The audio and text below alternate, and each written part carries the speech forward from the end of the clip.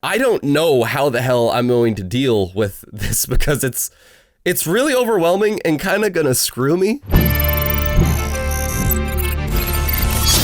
So yes, I just did a video about this yesterday, but this is it.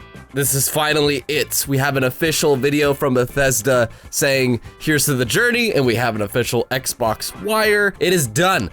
Xbox now welcomes Bethesda into the Xbox family. And there's a few reasons why this really is going to be hard for I don't know, people that just like value and don't want to lose a lot of time. Are things going to be exclusive? What's coming to Game Pass? And we could be getting answers to that as of this week, literally. There's a lot of reports saying that on March 11th, there's going to be kind of just a small, don't like think big, huge announcements or anything like that, but March 11th, there is a lot of rumors going around saying that that is a day that Xbox and Bethesda will kind of touch upon the relationship even more than what we get in this Xbox Wire post, which actually has some good information.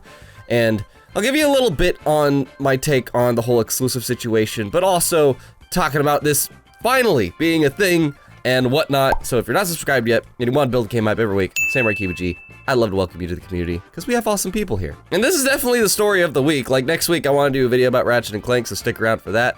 But yeah, I first off want to hit something about this Xbox Wire post. So Phil Spencer put up a post on Xbox Wire, which is kind of their blog thing whenever anything big goes down, and I love that they do that. Again, transparency is freaking great. And he says things in this like, now that everything is official, we can begin to work together to delivering more great games to everyone. But something else he says in it is, this is the next step in building an industry-leading first-party studios team, a commitment we have to our Xbox community.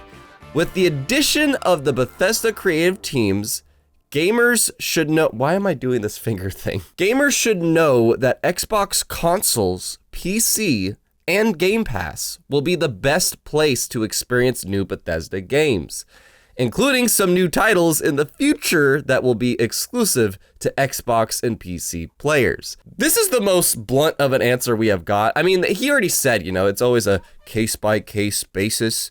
But this is kind of a bit more, you know, transparent about it, just ever so slightly. Again, hopefully we get more direct statements, but yeah, this is Phil saying, you know, we're gonna have, there was another statement, I forgot from who, but they said like, you know, Bethesda's games will play first and best on Xbox. That could mean exclusivity deals, like for a limited time. That could also mean the best updates, you know, maybe they don't get upgraded, you know, to the PS5 version. I don't know. But this is a bold statement because, yeah, there's a part here that says some new titles in the future that will be exclusive to Xbox and PC players, which is their main ecosystem. But they also said here something that I really think people need to keep in mind. And there's also a great video or two that I heard that kind of went over this, being it's vitally important that Bethesda continues making games the way it always has.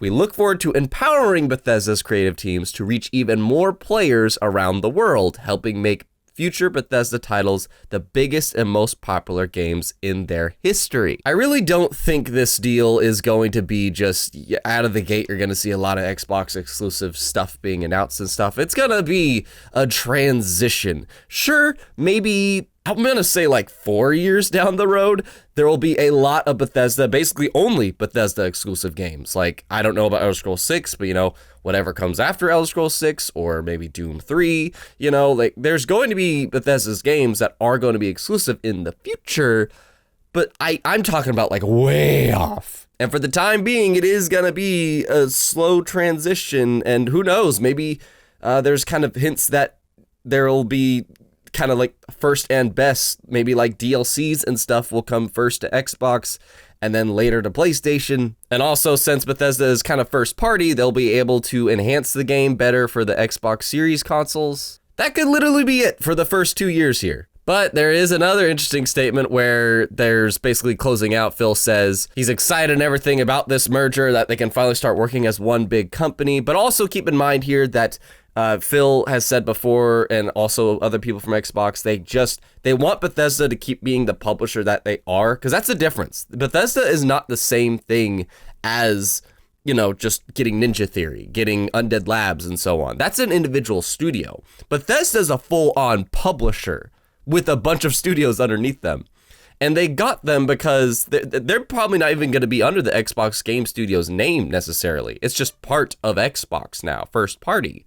And so that is going to be 8 studios doing their thing under Bethesda, who already knows how to publish games, because that's just going to be more work for Xbox. They did this big transaction, not necessarily just to get IPs and exclusives and studios and blah, blah. It's to have that publisher working under them. And so they could focus on the Xbox Game Studios while they can have Bethesda, they'll collaborate a bit, but they'll have Bethesda do their thing. But the other thing here that I was trying to say that Phil's going to end this whole thing with is, in the meantime, to celebrate this special moment, we are bringing additional Bethesda games into Xbox Game Pass later this week. Stay tuned for more details.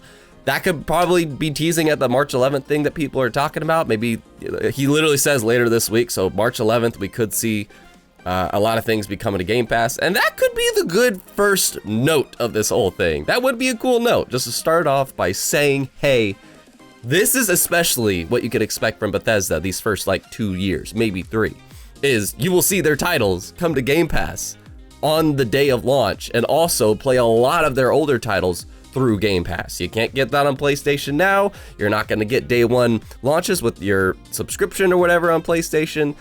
And that's the thing that they could flaunt for now, because like I said, it probably won't be at least a couple years until we really see this deal make its effect. Look at Ninja Theory, look at all these other people, look at God, why do I always forget their name? Obsidian, these are things that had a couple years to actually start paying off. And I'm sure that's what Bethesda's basically gonna be. But for now, they get to flaunt the fact that their games, Elder Scrolls 6, whenever Deathloop and Ghostwire come to Xbox, and Starfield, they're all going to launch day one through Game Pass. And that is something that they can confidently flaunt right now. It would be pretty neat if they kick this whole thing off by demonstrating that with going like, hey, here's a DLC for Elder Scrolls Online that you had to pay for, but you get it with Xbox. Kind of like how they did with Destiny 2. What a shadow drop of a moment would it be if it's like, hey, here's the Ancient Gods DLC Part 2 for Doom Eternal, and you're gonna get that with Game Pass, just like how you do with the Hivebusters DLC with Gears 5. That's actually a great idea. That'd be a great way to just demonstrate what these first couple years could be. Game Pass already with freaking EA Play being a part of it, where we're not getting day one launches from EA, but you do get to have trial runs of day one launches and the tons of catalog that EA Play comes with. I wasn't into Battlefield 5, but I started playing it thanks to EA Play, as well as Titanfall 2 and so on. But now Bethesda is not only gonna be part of that mix, but their games are launching day one through Game Pass.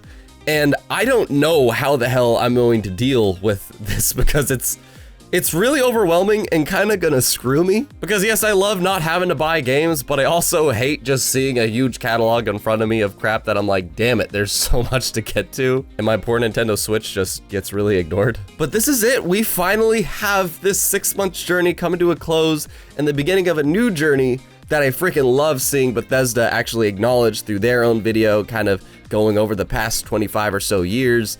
And then, now here's the beginning of a next phase, being with Xbox. And this is literally game history to me. This is probably one of the most historic moments in gaming history, but maybe I'm exaggerating. If you think I am, or you don't give a crap about it, let me know. Do you think games like Starfield and Elder Scrolls 6, you think they'll be exclusive? When do you think this whole only to Xbox and PC thing will be in effect? And also, are you just happy to pay the entire full price of the game to play it on PlayStation? Let me know your thoughts on any of those questions, and subscribe if you enjoyed this or you want to keep building game hype. Don't forget to be geek, be proud, be awesome. Thanks for watching.